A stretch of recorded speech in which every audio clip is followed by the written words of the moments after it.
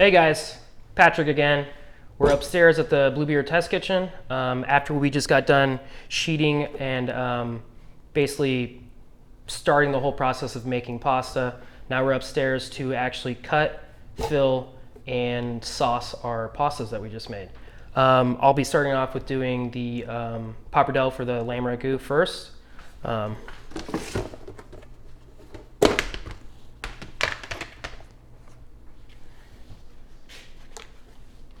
So we did break them down into smaller pieces.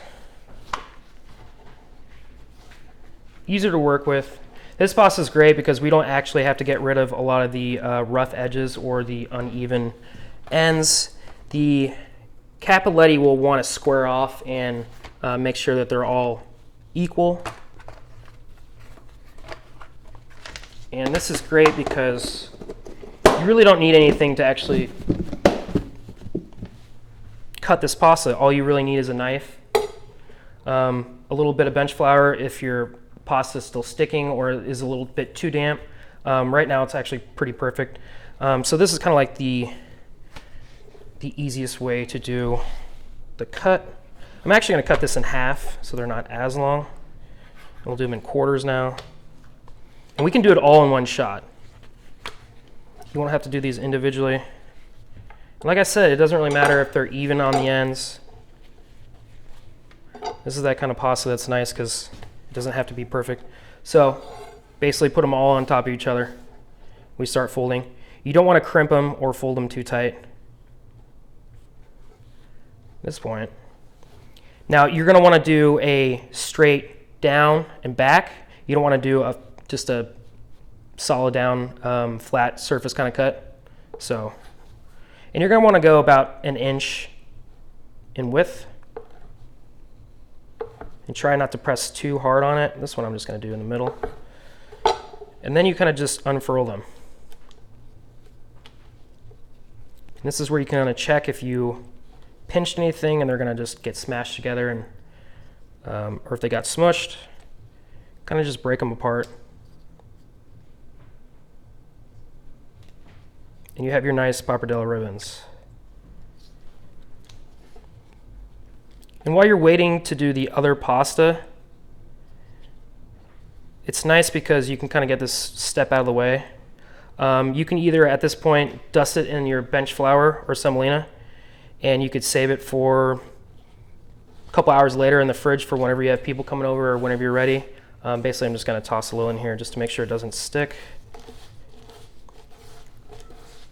And it doesn't matter if it's all like this. You can either put this in the fridge and let it rest until your company gets there, or you can actually freeze it like this and use it days later. I would keep it covered in the freezer just so it doesn't get freezer burn or too dried out. But if you do freeze this pasta, it actually does give you a little bit better texture than just cooking from fresh. The upside of this is that it's going to take no time for it to cook. Probably around minute and a half maybe. So we can put this off to the side. And now we can get to the stuffing part.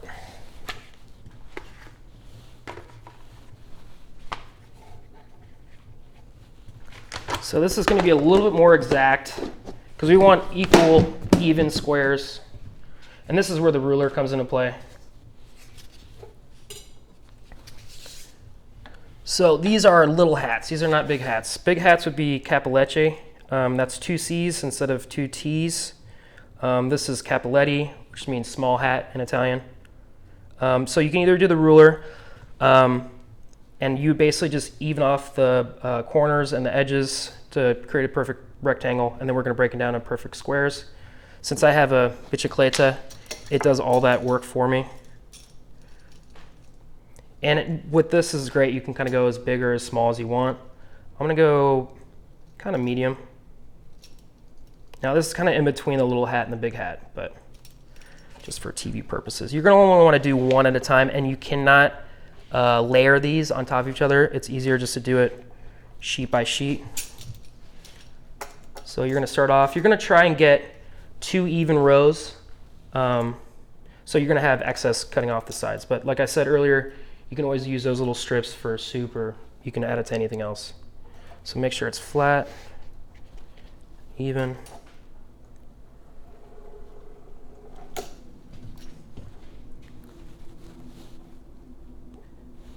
So what we're going to get out of this is basically one portion for the Cappelletti. We can actually just get these squared off right now. It's easier just to start off at the end when you have a clean edge right now.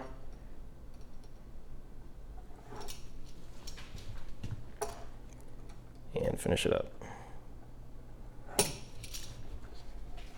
So now we have one portion of Cappelletti ready. Now we're going to do the same thing with this guy.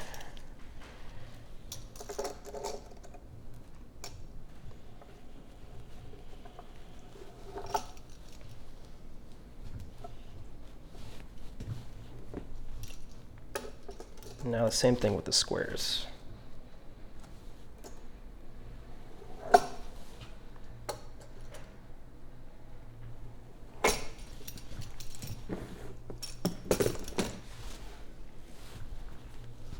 These are not going to be used. You can use these for your scraps.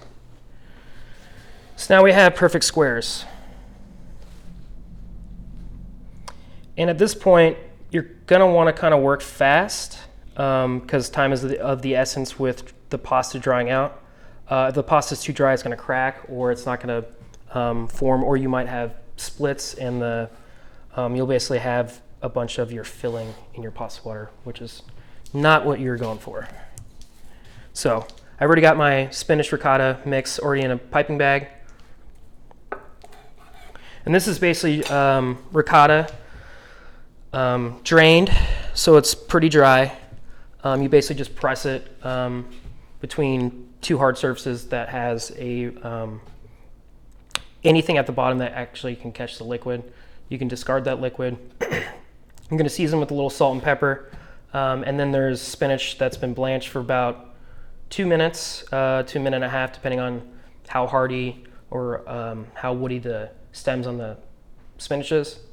You're going to blend that with a little bit of the water just to get it going, and then you're going to just mount in the spinach kind of puree into the ricotta to the desired color. I usually go a little lighter on it. You can go as dark as you want, but it's up to you. And then I season it with a little raw garlic and lemon zest. So you want to go right in the center.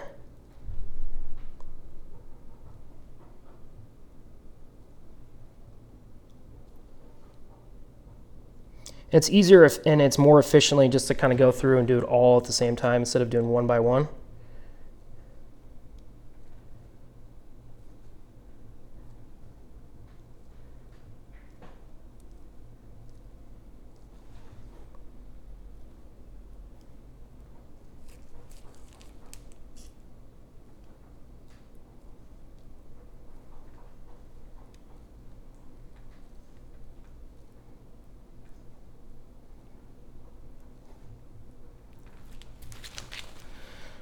Look pretty good.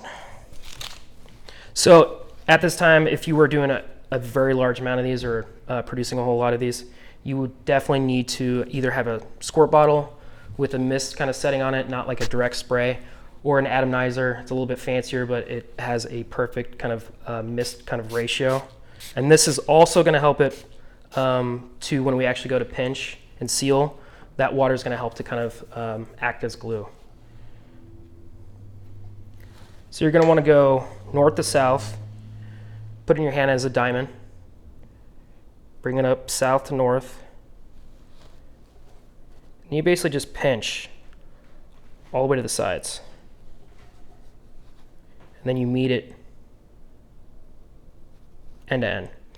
And you're going to want to go pretty tight on the pinch because you got to think that now that we've had two edges that are now together, now that's 2 times the pasta.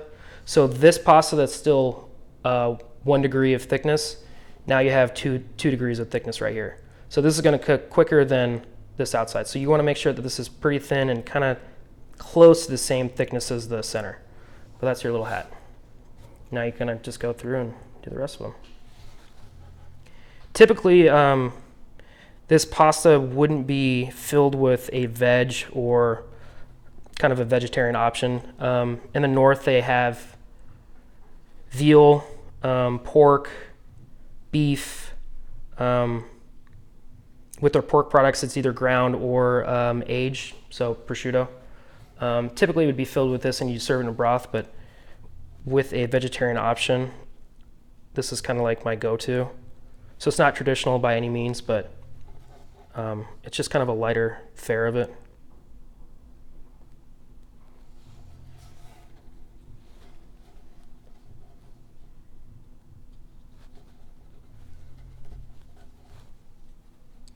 And like I said earlier, if you have a fluted brass cutter or just a fluted cutter, you can even get fancy and run this down and you can have ruffled edges or fluted edges.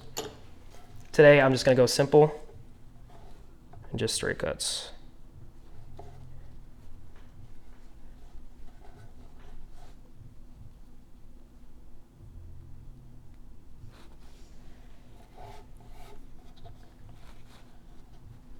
And over time, I can already start to feel this pasta kind of drying out, so it doesn't hurt to every once in a while just kind of spritz it with your water bottle. And it'll ensure that we won't get cracks or the pasta breaking.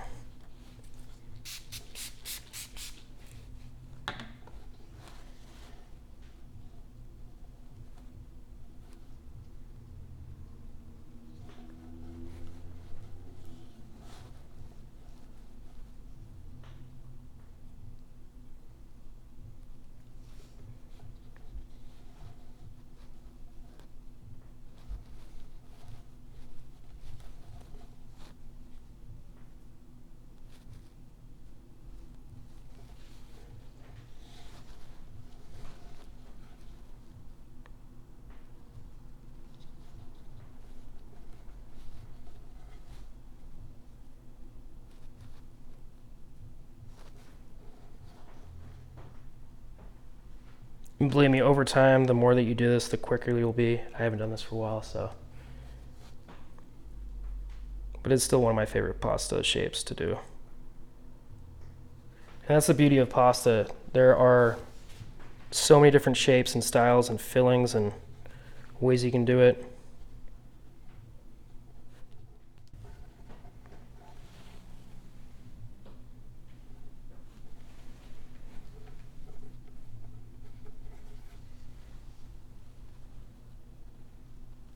And that's it.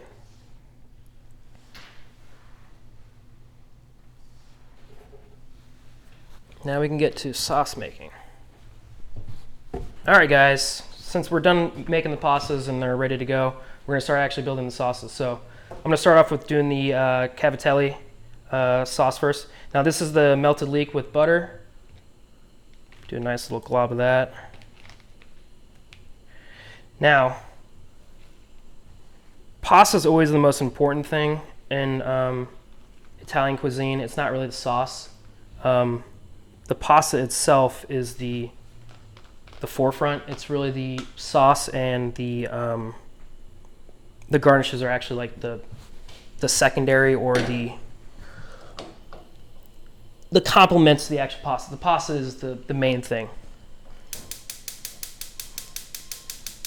Okay. So basically right now, I have the leek puree, the butter, the parsley in there. I'm gonna throw in a little bit more salt, a little pepper, a little chili, just a little bit, you don't need a lot. You can always add in more if you want it spicier. I'm gonna add in a little bit of pasta water right now just to kind of get it going. Gonna help kind of melt it. And I didn't add everything in that I have up here right now. Once the pasta hits the pan, I can always add in more stuff to control the consistency or add in more butter if you want a little bit more lactic and, you know, fattier and rich. Now this is gonna be for the lamb ragu. So I got the braised lamb. I'll explain a little bit more of that once it's going. This is Sofrito. So Sofrito is base of the base in Italian cuisine, almost like mirepoix. This is garlic, onion, Fresno chili, brought down really slow and low for a couple hours and just extra virgin olive oil.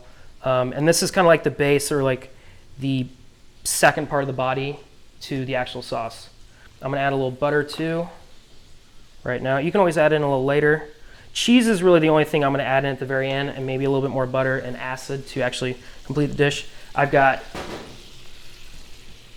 my lamb jus that I basically strained off from the braising of the lamb. And once these are on the stove, I actually kind of talk about the process of this sauce right here. I'm gonna turn this down low. This doesn't really need to come down as far. This one needs to come down a little bit further. So I'm just kind of incorporating everything, mixing it all together. I can turn that off right now, or really low. This I'm gonna crank up.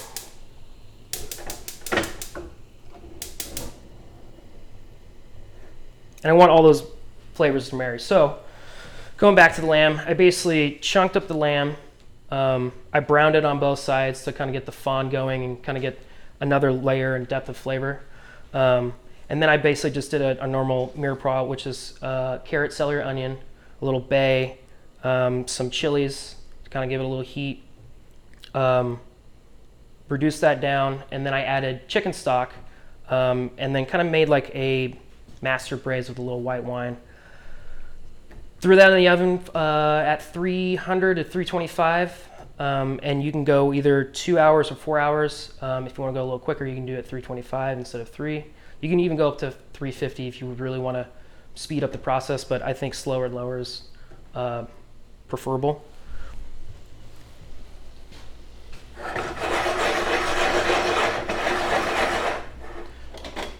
So this is when the actual lamb itself is going to start to break up.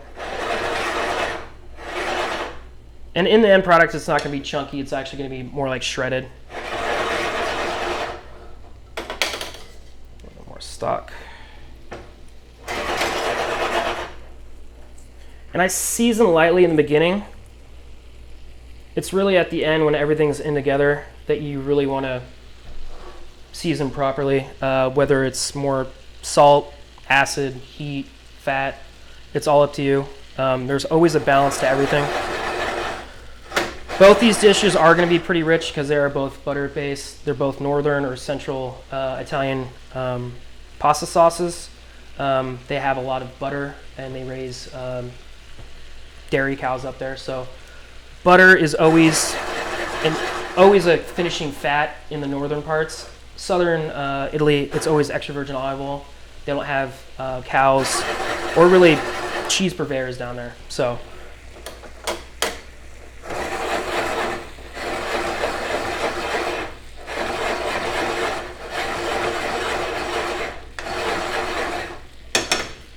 you really want to bring this one down about halfway from your starting point to about reduction of half. I can always add in more liquid if it's too dry by the time it hits the pasta. But seeing this is going pretty quickly, I'm going to turn this down. And now I'm going to drop my first batch of pasta. I'm dropping the pappardelle first. And like I said, this is fresh, hasn't been frozen. It's going to cook very quickly.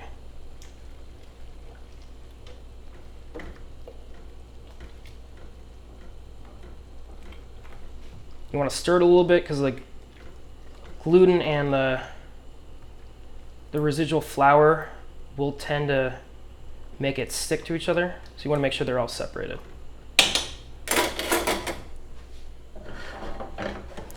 And at this point, once we're done with both the pastas out of the water, don't ever throw this away. The pasta water itself is gold.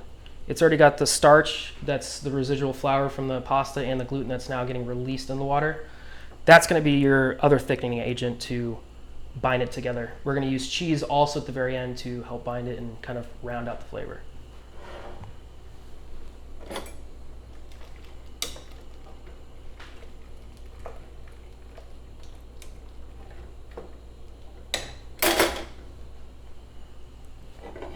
So it's been about there for a minute. I can pull this now. I'm going to pull off majority of the water. I'm gonna leave a little bit on there. Like I said earlier, that water is gold.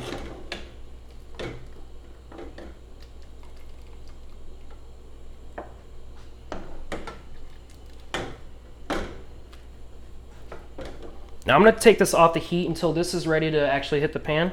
Then I'll crank this back up. But I don't want to continue cooking this just for the sake of it overcooking.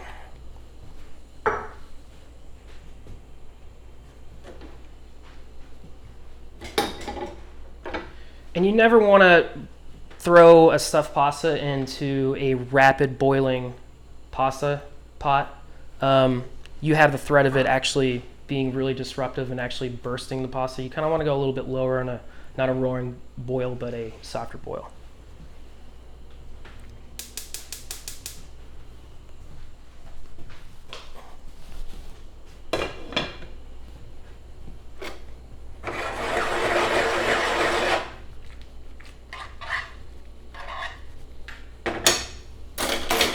So since this is in the pan, now I can finish with the parsley. And since it's lamb, and I braise it with a little rosemary, I'm gonna throw a little rosemary. You don't have to throw a whole lot in there. It is rather strong when it's raw. I'm a huge fan of rosemary and herbs in general, so I tend to be pretty heavy on my herb usage. I'm gonna hit it with a little acid right now,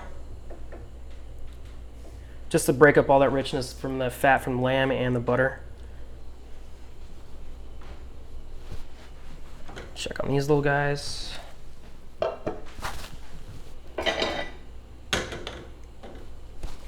You really just kind of have to squeeze and feel. Just a little under.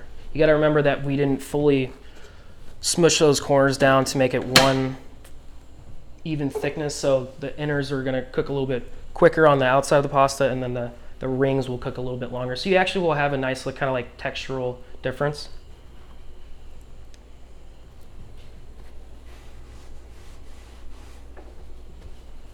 These are going to be ready to hit the water.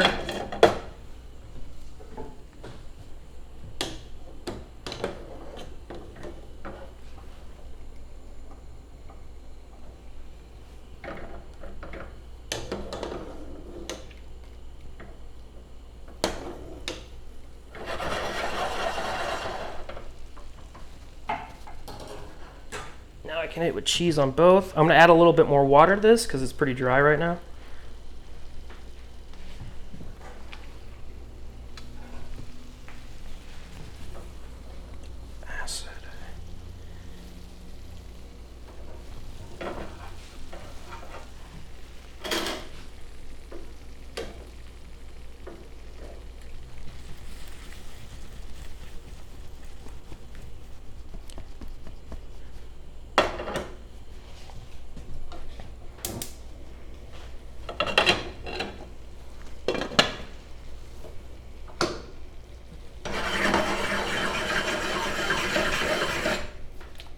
Now this is a type of pasta you don't want to aggressively toss. You don't really need to incorporate the gluten back or the starch. You just want to get it to the point where it's coated. And there is a lot of excess sauce in here. And that's another kind of misconception with pasta, is that it needs to be overly sauced and saucy. It should just have enough just to coat. So any leftover is just great to pick up with some bread. I'm gonna add a little bit more butter to this guy. This guy is ready.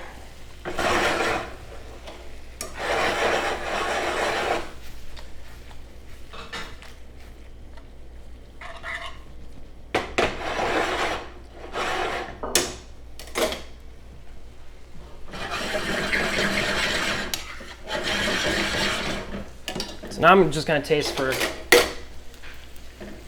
seasoning. This is where you're able to either add more cheese, more butter, more acid, more herbs if you want, a little bit more heat. I think it's perfect right now. Taste this guy.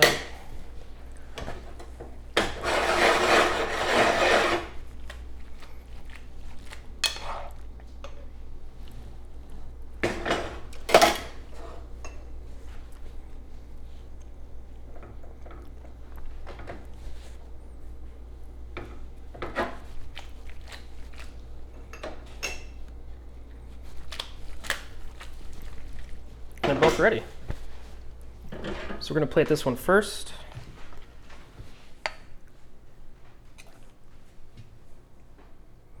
I'm individually plating these because I don't want to get necessarily the rest of the sauce in here. I just want to see how it's kind of just barely pooling up at the bottom. Like I said earlier, it's all about the pasta, not really everything else. Everything else is accompaniment.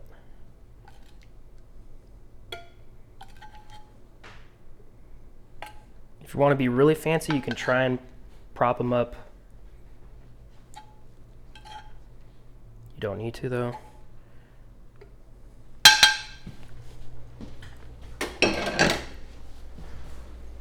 Finish with a little cheese.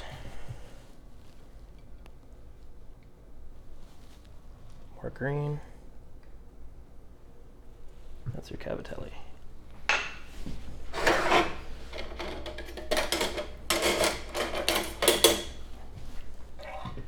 Now this guy you don't have to be fancy with.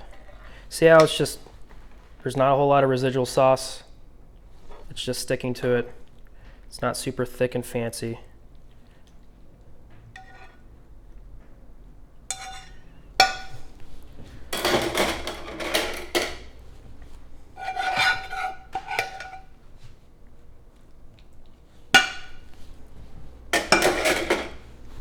And like the last pasta, we're going to finish with a little bit more Parmigiano. Herbs. And if you don't think you had enough rosemary in it, you can always put a little bit more in there.